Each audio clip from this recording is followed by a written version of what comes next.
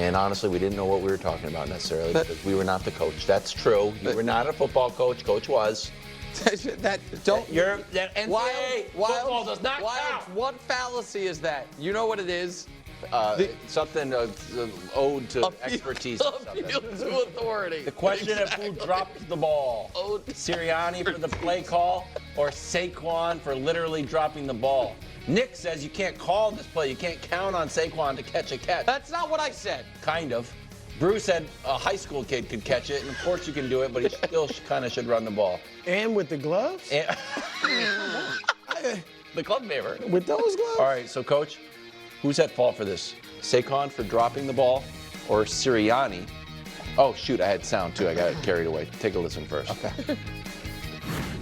Dropped the ball. Let my team down today. Shouldn't have put the defense in that position. Made that catch, game's over.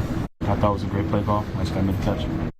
The decision to pass it there, again, like I said, where they were junking it up inside, with it being 4th and 3 to go for it, I thought, with them not having any timeouts, I wanted them to be down a touchdown and see if they could drive the field, and they did. Hats off to them.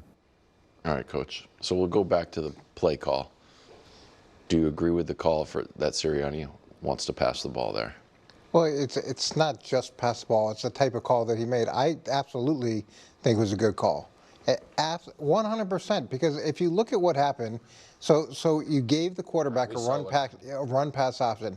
If the back isn't wide open, he could go down and take the sack, where you get the time off the clock, you kick the field goal. So you've got that component. If he's wide open, which he was, you throw him the ball. He came out of the backfield from the dotted I, which means he was directly behind the quarterback, which means that the guy who has to cover him is the middle linebacker.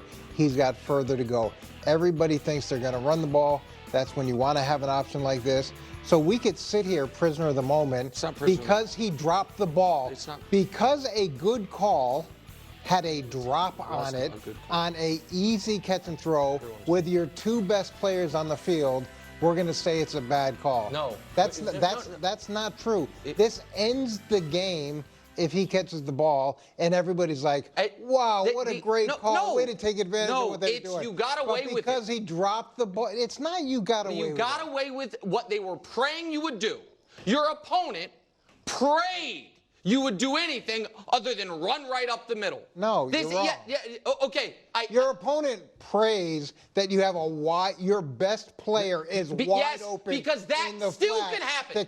Because even with your best player wide open in the flat, you lose. Hey, Nick, know what can happen on a handoff? Yes. You can fumble. Yes, of course you can. And even your best player could fumble the ball.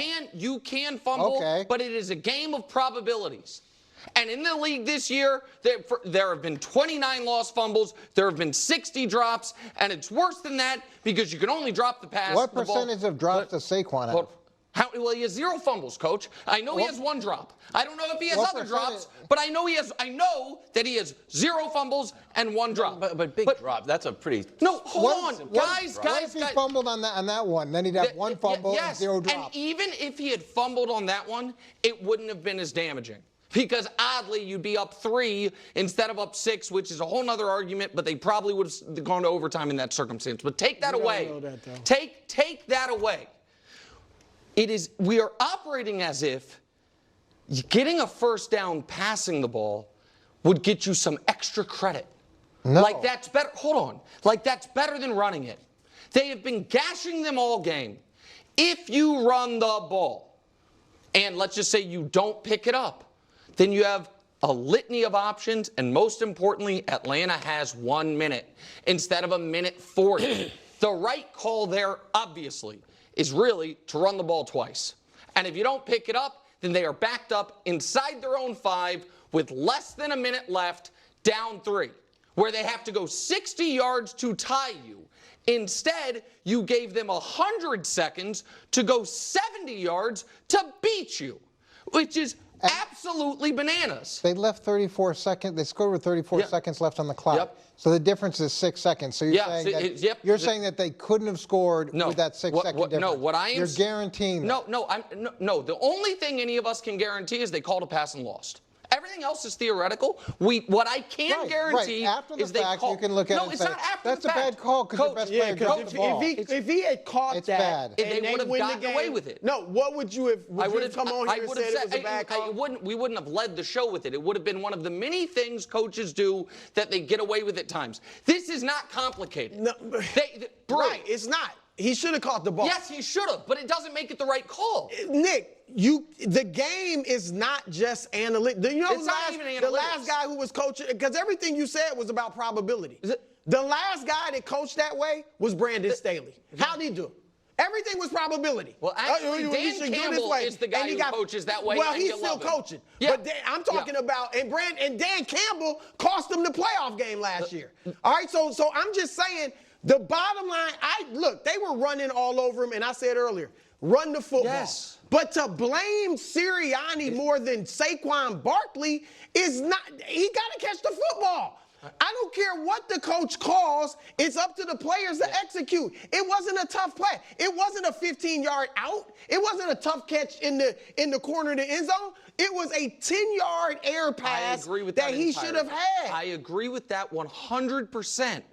But the point is that there was no one can identify the down. If let's just say they ran it there, you can run this play Coach loves so much on fourth down. And with no, if you drop it on fourth down, doesn't even really matter. Clock stopping anyway. No one can identify. The only thing anyone has identified as the nerd is, I guess you could fumble. But we all agree that you are more likely to have a drop than a fumble. So the only, is there a downside? Someone tell me the downside to running that ball on third down in that spot. Anybody? Fumble. No. But Nick, if you have a good play with a wide open player, your best player, your most reliable player, and you give the quarterback a run pass option so that if it's covered, he can go down and eat up the clock, and your player is wide open and he drops the ball. But this is what we say. Why is that a bad play? Because drops It's a bad happen play. at a rate so much higher than fumbles. For the Because Kansas City Chiefs, not necessarily Coach, for Saquon Barkley. But they literally do, though. They do, For though. Saquon Barkley? Yes. Saquon Barkley's not a fumbler.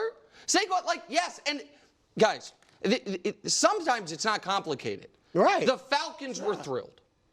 I think that's a good argument.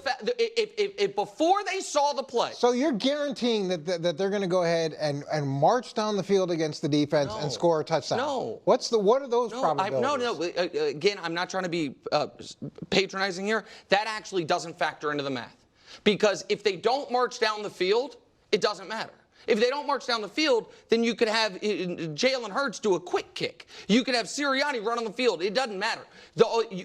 You operate assuming, okay, if the other team doesn't score, it doesn't matter what we do here. We win no matter what. We have the lead. So you throw that out entirely. It is a question of putting your team in the best position to win. And it is also a question of, after that second down play, were the Atlanta Falcons coaches and players hoping against hope that they do anything other than run the ball up the middle? We don't know what they were hoping, to be honest. I know they weren't hoping for a wide open Saquon Barkley in the flat. I know they weren't hoping for that. They took advantage of the fact that they were stacked up inside and they were going to try to stop the run, to have your running back wide open in the flat for an easy throw and catch. They took advantage of the fact. And in professional football, you assume that player is going to be able to make that play. Yes. They took advantage of the fact that Atlanta was running the defense to stop the only logical play. And Sirianni tried to outsmart them. And because it's human beings, and because people are fallible, and because passes get dropped, you lost the game because of it.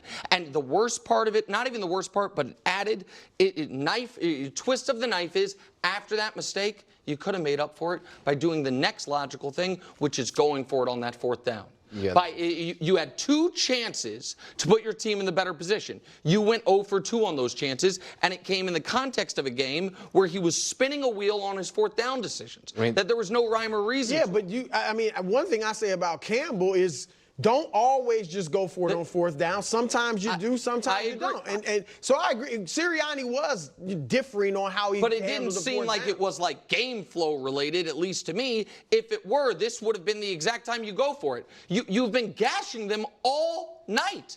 Like, Go ahead. You didn't like him going for it on the 4th and 4. No, you did like that. I didn't. That's early in the game. I don't mind it. What I don't like is They also converted 2 4th downs that led to touchdowns. yeah, in the correct. game. Exactly. So, like, no, right. But then I'm not. But there was no consistency of thought in the 4th down decisions. There was and it was not game flow related. It was not how things are going. They were gashing them.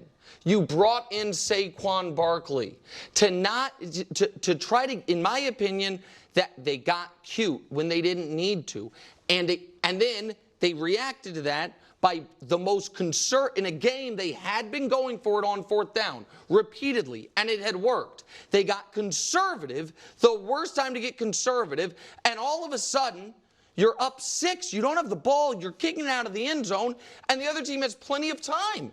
See, but I don't think it's a question of getting cute. It's not like they ran a gadget play.